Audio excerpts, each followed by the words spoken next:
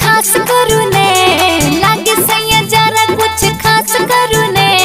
बीते दियो रतिया बर्दास करू ने ढल दियो रतिया बर्दास करू ने सिज वाला चलू सैया रस करू ने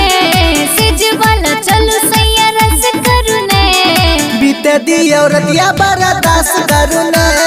ढल दियो रतिया बर्दास करू ने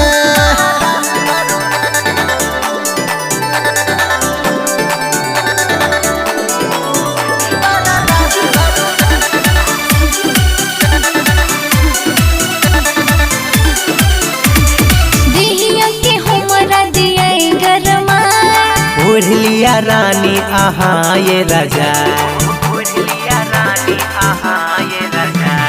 दिहिया के हमरा दिया गरमा ओढ़ लिया रानी आहा ये राजा हमरा मन के राजा ने उदास करू ने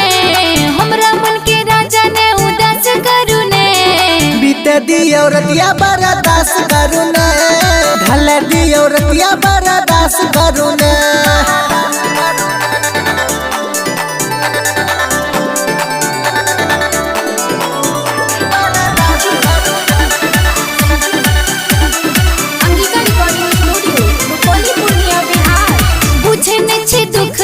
सतबई में छी लागल घर के लोग सब अभी छे जागल बुझे नहीं छी दुख सतबई में छी लागल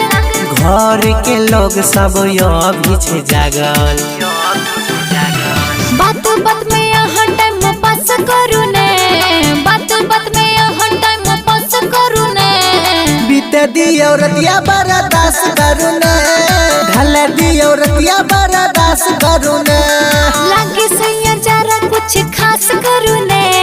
लागे सैया जरा कुछ खास करू ने बीते दियो रतिया बर्दास करू ने ढल दियो रतिया बर्दास करू ने सिज वाला चलू सैया रस करू ने सिज वाला चलू सैया रस करू ने बीते दियो रतिया बर्दास करू ने ढल दियो रतिया बर्दास करू ने अंगिका रिकॉर्डिंग स्टूडियो रुपौली पूर्णिया बिहार।